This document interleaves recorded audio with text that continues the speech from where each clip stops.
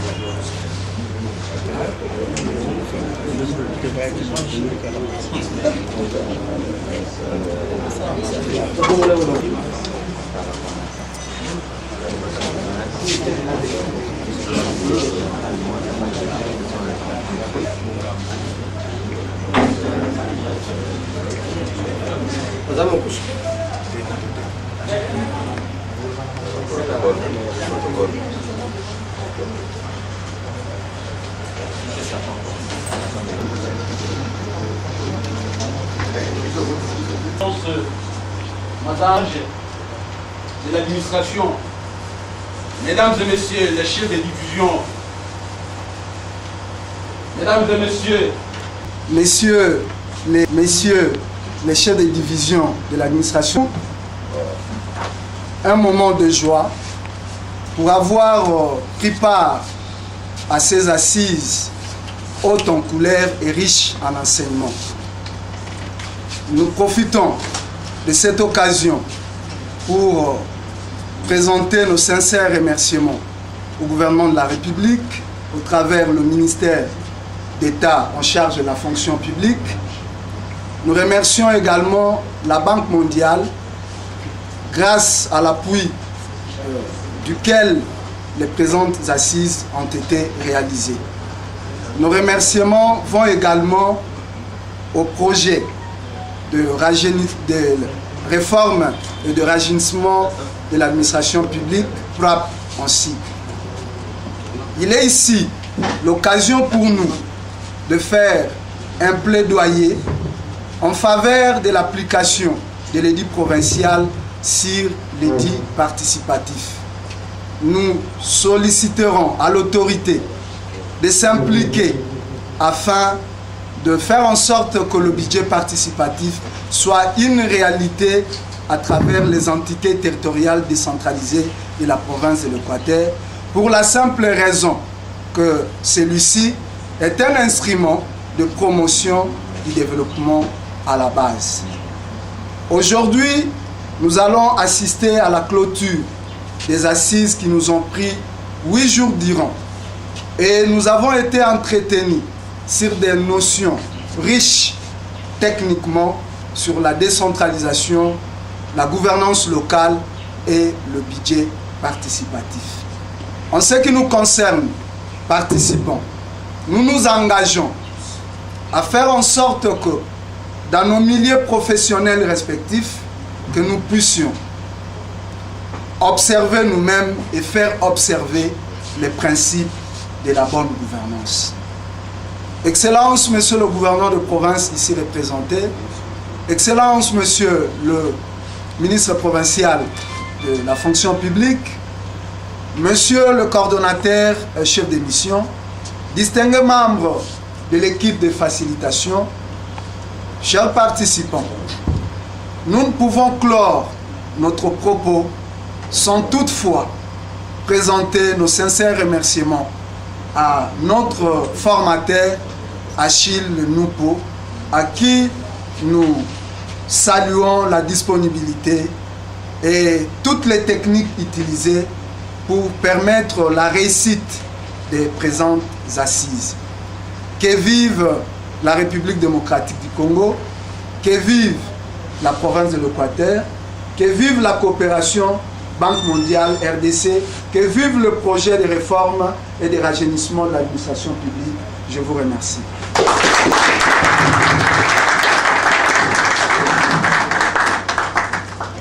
À présent, de la fonction publique, Monsieur le maire, Monsieur le secrétaire, au terme de cet exercice, j'allais dire de ces assises, qui nous ont permis de passer 10 jours durant, ensemble, côte à côte, pour que nous puissions véritablement nous engager dans une dynamique qui nous permette de transformer notre pays qui a beaucoup de défis, notre pays qui aspire véritablement à une certaine émergence à l'horizon 2030. Il faut donc bousculer les comportements, il faut donc bousculer les attitudes, l'état d'esprit, pour que nous puissions demain espérer que nous soyons capables de mériter le pays qui nous a été légué. Excellence, Madame la Ministre, représentant personnel, Monsieur le Gouverneur, Excellence, Monsieur le Ministre en chef de la fonction publique, je voudrais vous dire que nous avons passé 10 jours durant pour travailler sur 4 thématiques importantes. Nous avons parlé de la gouvernance, sans exclure véritablement les réformes de l'administration publique. Nous avons également parlé du budget participatif qui est une innovation qui fait fureur à travers le monde aujourd'hui. Nous avons également parlé des approches de médiation, de négociation pour dégonfler les tensions entre les différentes parties prenantes autour de cette dynamique. Nous avons également parlé des techniques d'animation. Pourquoi pas ne pas aboutir sur la planification, la programmation qui permettent de véritablement de définir les réformes, de définir les programmes en termes de réponse aux problèmes que nous avons dans notre société. À ce qui concerne la gouvernance, Madame, comme vous le savez, ça fait des années, nos pays ont toujours été gérés par l'élite politique. Une élite politique qui avait la responsabilité à la fois de concevoir et de gérer seule. Et vous savez, au terme de beaucoup d'années de gestion, de gouvernance, le monde entier est reconnaissant par rapport à ça, on n'a pas avancé. On n'a pas avancé suffisamment pour avoir des résultats qui permettent véritablement à la société de se déclencher comme entité autonome. Et c'est là que vers les années 80, avec l'aggravation des différentes dettes, que le mot gouvernance est né dans la perspective non seulement de considérer simplement les dirigeants de la République à gérer le patrimoine national, mais aussi à impliquer une nouvelle donne, la société civile, Madame, dont vous avez été pendant des années et dont vous avez été très influente par rapport à la question. Ça veut dire en fait quoi? Ça veut dire en fait que nous sommes entrés dans une gestion où il y a complexité et multiplicité d'acteurs qui deviennent véritablement des parties prenantes, et toutes ces parties prenantes sont côte à côte pour construire une mutualisation gagnante dans la perspective de donner une somme d'intelligence, la plus intelligence que nous appelons l'intelligence collective. Et cela permet naturellement à la société de pouvoir avancer.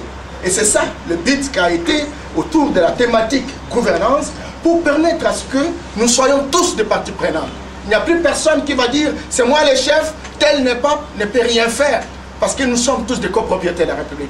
Nous sommes copropriétaires de la plantation. Nous sommes copropriétaires de notre village. Nous sommes copropriétaires de notre église. Il n'y a plus personne qui a le monopole de dire que c'est moi qui suis tombé du ciel et les autres n'ont pas le droit à la cité.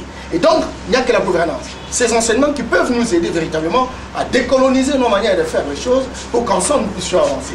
Nous avons également, madame, traité la question du budget participatif. La question du budget participatif est très importante parce que ça a donné véritablement des résultats en Amérique latine. D'aucuns se souviendront de ce qu'a été la performance de l'expérience qui a été portée à Porto Alegre et qui s'est généralisée à travers le monde aujourd'hui. Le Brésil qui a été avec nous au même niveau en 1960, on était dans les proportions de 368 $ par habitant par an. Aujourd'hui, le Brésil dispose de 3 000 milliards. Le Brésil, 3 000 milliards. Devant, n'est-ce pas, beaucoup de pays comme l'Allemagne fédérale, comme beaucoup d'autres pays, etc. 6e puissance économique du monde. À cause de quoi? À cause véritablement de ce budget participatif. Et c'est une expérience véritablement importante que nous avons voulu inoculer au sein de notre société et qui correspondait véritablement à une entité territoriale décentralisée. Nous avons également parlé des métiers de médiation. Vous avez compris, madame, que nous serons nombreux dans la définition des problèmes, nous serons nombreux dans la recherche des pistes de solutions, nous serons nombreux dans la mise en commun des moyens d'action, nous serons nombreux dans l'opérationnalisation de nos projets. Il faut donc prévoir des techniques de négociation, des techniques de médiation qui nous permettent de dégonfler les tensions, qui nous permettent de dédramatiser les relations entre nous. Ceci en vue de dégager un consensus qui peut être considéré comme un compromis dans la perspective de faire avancer les choses. Nous avons également, pour terminer, organisé, n'est-ce pas, des enseignements sur la planification. Parce qu'en réalité, lorsqu'on définit les problèmes, lorsqu'on recherche des pistes de solutions correspondantes, eh bien, l'idée c'est de dire comment agencer tous ces problèmes pour construire un système de problème correspondant à un système de solutions. Et ce système de solutions devient véritablement un programme. Et le programme devient une réponse par rapport aux problèmes qui se posent. Et là, il faut le faire ensemble. C'est dans cette perspective que ces enseignements ont fait l'objet véritablement de 10 jours consécutifs. Nous saluons sincèrement le travail qui a été accepté avec plus d'efficacité et d'efficience dans les chefs de participants. Ce sont des responsables, pour la plupart. Et ils ont accepté, pendant 10 jours consécutifs, d'être avec nous et de travailler durement. J'ai vu et je connais mon frère qui est consultant aujourd'hui et qui est très exigeant. Exigeant même par rapport à ma personne, ça c'est évident. Et il a travaillé sans se fatiguer et les gens ont adopté. Il me disait de temps en temps, madame, qu'ils étaient contents et qu'ils entendent véritablement faire des choses merveilleuses. Je voudrais profiter de cette opportunité, madame, pour remercier très sincèrement mon ami Achille Moupo, jeune d'âge, très vieux dans les temps, la connaissance dans la compétence technique, communicationnelle, humaine. Je vu un garçon consciencieux comme celui-ci. Dans une chaleur oppressante. On dirait qu'il ne sentait pas la chaleur. Et il a des causeries, etc. Mais lui, il s'est penché jusqu'à terminer son programme. Est-ce qu'on peut l'applaudir un peu?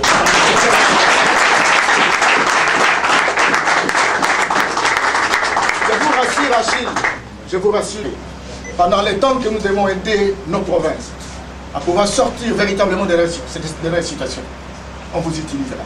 On aura toujours besoin de vous. Non pas parce que vous êtes beau, mais parce que vous êtes engagé, parce que vous êtes responsable. Et nous continuerons à bosser avec vous. Je voudrais terminer en disant qui nous a accueillis.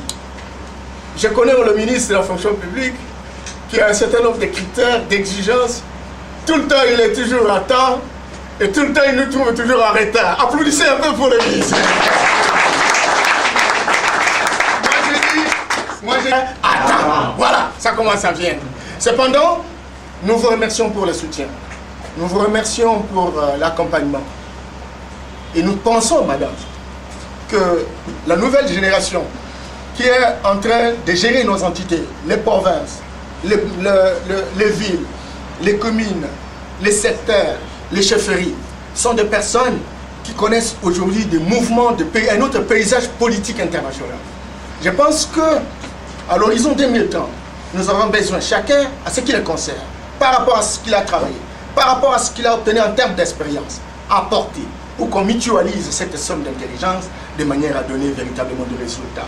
Et nous entendons beaucoup. L'Équateur a beaucoup de défis. Madame, je viens de la province du Lualaba. Écoutez, la province du Lualaba. Même Lubumbashi n'a pas à se concurrencer avec la province du Lualaba. De nouvelles constructions, de nouveaux bâtiments, etc. C'est ce qu'ils ont. Ils ont des moyens. Mais vous aussi, vous avez aussi des opportunités. Vous avez des opportunités, pourquoi madame? Parce que dans mon bureau, je reçois chaque jour les lettres de demande de d'autres provinces, comme le Kassai, comme le Katanga, le Haut-Katanga, comme le Nord Kivu, comme la province orientale. Tous demandent des accompagnements. Madame, si notre province aussi pouvait avoir la présence d'esprit pour aussi demander comme les autres. Et surtout qu'aujourd'hui, dans notre pays, la Banque mondiale soutient 5 provinces pilotes. Il y a la province du Kassai central, Kananga. Il y a la province de Lualaba, Kolwezi. Il y a la province du Sud Kivu, Bukavu. Il y a la province du Kwilu, le Bandundu. Et la province de l'Équateur. 5 provinces pilotes. Madame, donc vous êtes éligible à tout et pour tout. Le recouvrement des taxes de la province, surtout une province administrative, ne vous permettra pas de résoudre tous les problèmes. Il faut chercher la solidarité d'autres partenaires qui ont besoin véritablement d'accompagner d'autres entités qui en ont besoin. Et ça, nous entendons pour que véritablement vous puissiez prendre la décision de le faire le plus rapidement. Nous sommes là comme des accompagnateurs.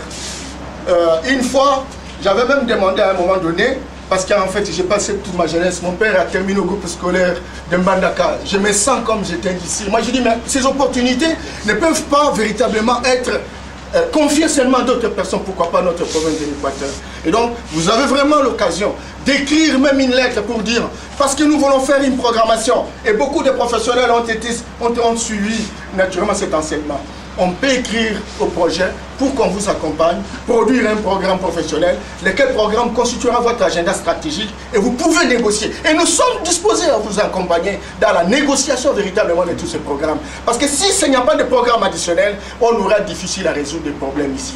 Encore qu'il faut travailler avec les ONG, la société civile, tous ces gens qui interviennent, tous ces partenaires extérieurs, qui y ait un canevas qui leur donne des orientations pour que dans la programmation, les priorités de la province soient respectées pour tout intervenant de la province. Et c'est comme ça que vous allez relever le défi. Et le vrai défi, c'est de lutter contre la pauvreté. Deuxième chose, madame, vous avez fait une avancée spectaculaire. Cette avancée spectaculaire porte sur le budget participatif. Déjà au moment où nous parlons, avec le Profit Congo, qui est un projet qui est parrainé par COREF aujourd'hui, on est arrivé véritablement à produire un édit sur le budget participatif. Qu'est-ce qui reste, madame? Ce qui reste simplement, c'est l'arrêté du gouverneur pour institutionnaliser cet élément important, qui est déjà adopté. À Bukavu, j'ai eu à piloter cette réforme, madame. Aujourd'hui, même dans les chefferies, on sait combien d'argent on a produit, on sait quelles sont les priorités, on sait contrôler, on sait déterminer les priorités. Nous voulons que l'Équateur, qui est une province administrative, soit véritablement entré dans cette dynamique-là, parce que c'est comme ça qu'on va réaliser certaines choses. Encore une fois, merci chers participants. Vous avez été très efficaces. Continent, aujourd'hui, pour nous faire affirmer et nous faire respecter à travers le monde, c'est notre capacité de transformer notre environnement. C'est notre capacité de transformer nos richesses potentielles. Merci pour tous ceux qui ont suivi les enseignements avec assiduité. Je pense qu'on va continuer pour la semaine prochaine avec un autre atelier qui va être focalisé sur une population cible bien déterminée qu'on va devoir vous définir. Encore une fois, merci. Merci pour tout.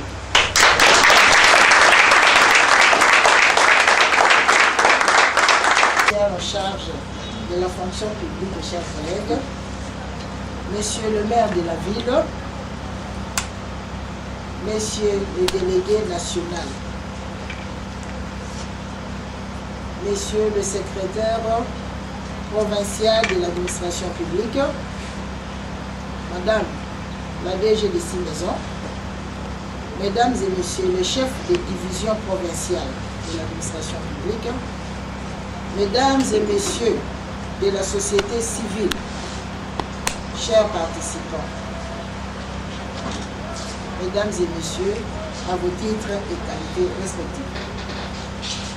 Au terme de cette session de renforcement de capacité en gouvernance pour la modernisation et la performance de l'administration publique, je me dois de remercier de tout cœur Son Excellence, Monsieur le Président de la République, chef de l'État, Joseph Kabila Kabange, qui ne ménage aucun effort pour la modernisation